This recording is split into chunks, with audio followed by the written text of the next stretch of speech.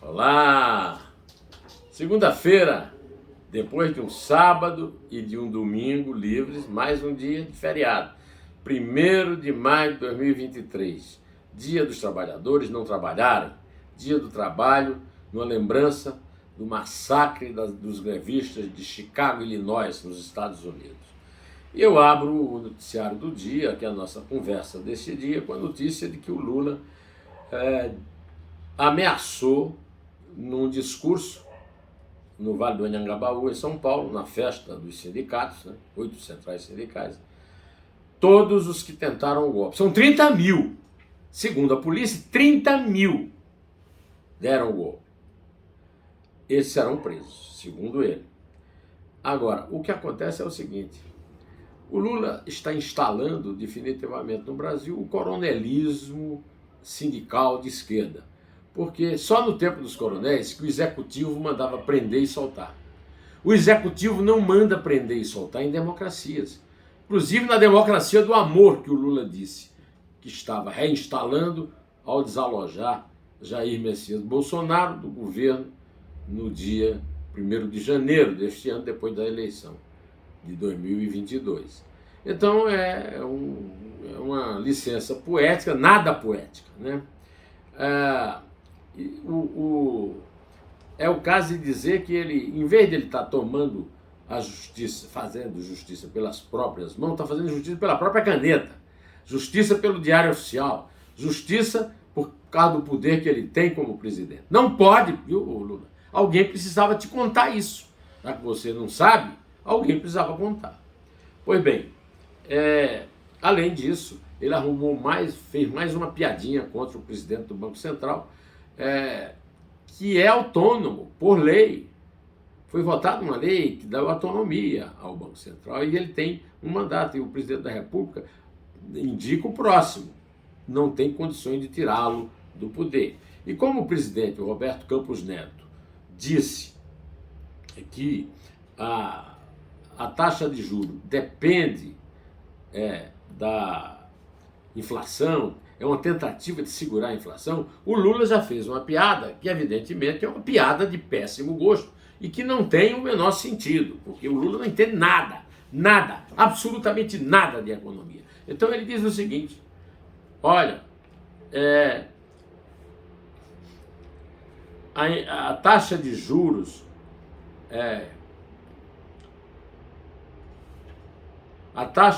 controla o desemprego e não a inflação.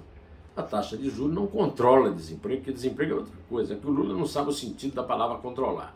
De qualquer maneira, ele quis dizer que a taxa de juros não depende do desemprego,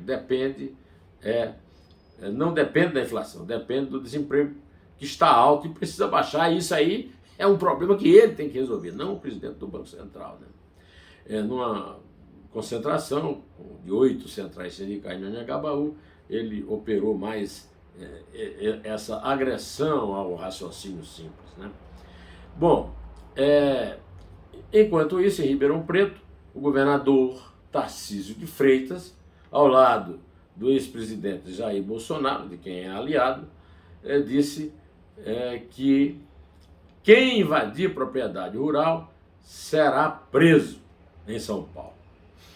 Bom, é a mesma coisa, o mesmo raciocínio do Lula. O governador não manda prender nem manda soltar. Mandava no passado, na velha república, mandava no tempo dos coronéis. Esse aqui já é um coronelismo de direita. Então tem coronéis para todos os gostos, e gente violando a Constituição em nome dela.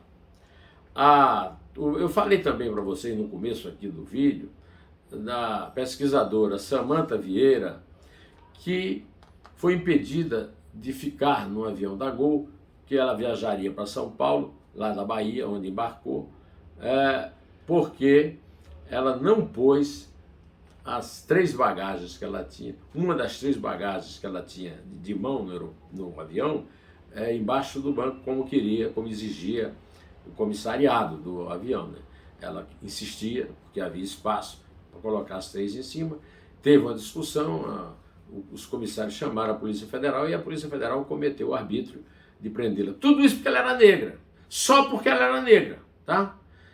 Isso é racismo, e quem tem que ser processado da justiça não é ela. é a Gol, são os comissários e os policiais. E ela está respondendo a um processo por ter desobedecido a uma ordem administrativa da Polícia Federal. É o Brasil. Isso é que se chama racismo estrutural. A Polícia Rodoviária Federal assumiu 4 mortes de garimpeiros ilegais em território Yanomami. Ou seja, não chegou a paz na Amazônia, infelizmente não.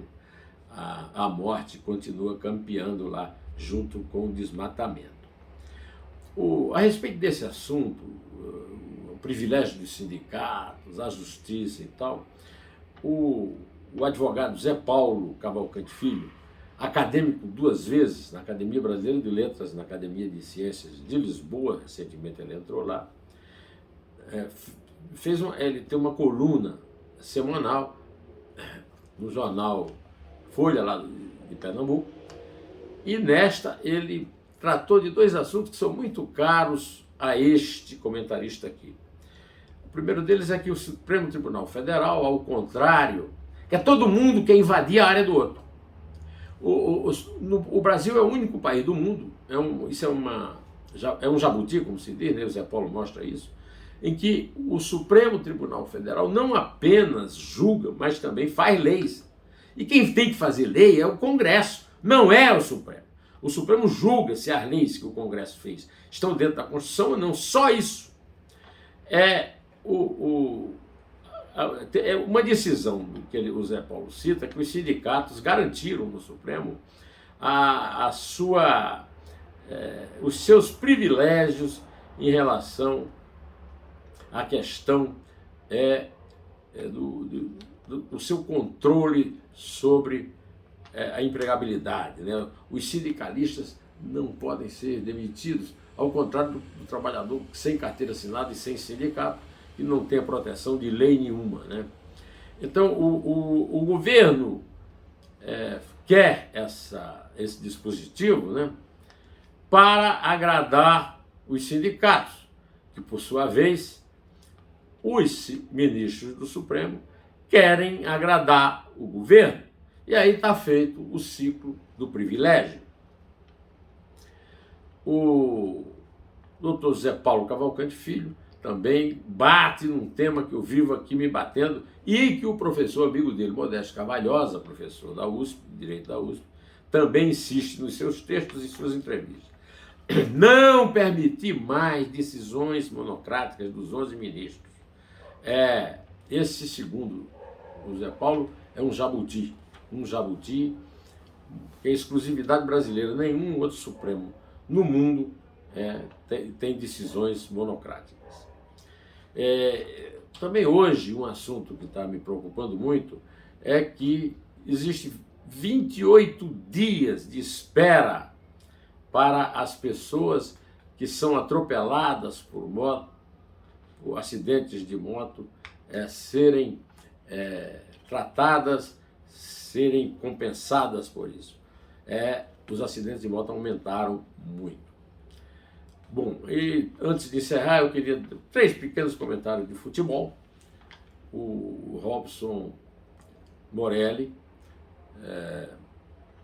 editor de esporte do Estadão, escreveu da armadilha que significa os clubes e os jogadores ficarem tentando proteger o Cuca do seu passado, aderindo a uma versão do Cuca que é mentirosa. E ainda agora vi uma reportagem na Globo News mostrando lá da Suíça que ele foi condenado e que não cumpriu pena, porque não tem crime de estupro na Suíça, e vive alegando que a menina não reconheceu. O repórter foi lá no arquivo e mostrou que a menina, a vítima, de 13 anos, reconheceu o estupro por 3 jogadores do Grêmio, e com um evitando que os meninos que estavam com ela pudessem salvá-la lá no quarto do hotel em Berna, capital da Suíça. Bom, o argentino Jorge Sampaoli, que está treinando o Flamengo, também tem as suas manias protecionistas. Ele protege um perna de pau velho chamado Arturo Vidal, um chileno, que ele treinou na seleção chilena, e o Marinho, que jogava no Santos. Os dois não estão jogando nada no Flamengo e ele escala e tem sempre uma desculpa para escalar. Mas, e o resultado é lamentável, né? O Flamengo tem 3 pontos em 3 jogos. E o Botafogo, que venceu o Flamengo, tem 9 pontos, está em primeiro lugar, invicto, sem empates. Eu também queria dar prestar minha solidariedade ao meu amigo, um escritor do qual eu sou fã, que é o Marçal Aquino. Marçal Aquino escreveu um romance chamado Eu Receberia as Piores Notícias de Seus Lábios. Esse romance foi editado em 2005, tem 23 edições, foi traduzido para 6 línguas e agora, por causa dos protestos contra o que ele chama de pornografia, um deputado lá do PL, do Collor, pediu e a Universidade do Rio Verde, em Goiás, tirou o livro da lista das citações no vestibular. O deputado do PL, ele se chama Justino Gaver. Eu quero, antes de terminar, convidá-lo para assistir o Neumann Entrevista, que está no ar desde sábado, com o Guilhom, José Augusto Guilhom de Albuquerque, professor da USP e da Unicamp, especialista em assuntos internacionais, mas que fala de um assunto específico, de uma crise que ele acha que pode advir do chamado arcabouço fiscal, que na verdade é um calabouço fiscal, ou um cala-boca fiscal, como diz o Boni, pode resultar numa recessão, né? Um repeteco ali de Dilma Rousseff. E também um belíssimo 2 dedos de prosa com o poeta Geraldo Carneiro, da Academia Brasileira de Letras, e que lançou um livro chamado Folias de Aprendiz. Ele conta histórias maravilhosas do seu tempo, da juventude, onde, segundo a prima dele, a Sandra Márcia, mulher do meu amigo Antônio Lins, testemunhava que ele passava a noite trancado no quarto lendo, e o resultado é uma cultura enorme. Ele conta, inclusive, suas relações com um parceiro especial, o grande tanguista argentino Astor Piazzolla. Mas eu vou ficando por aqui, direto ao assunto, em té!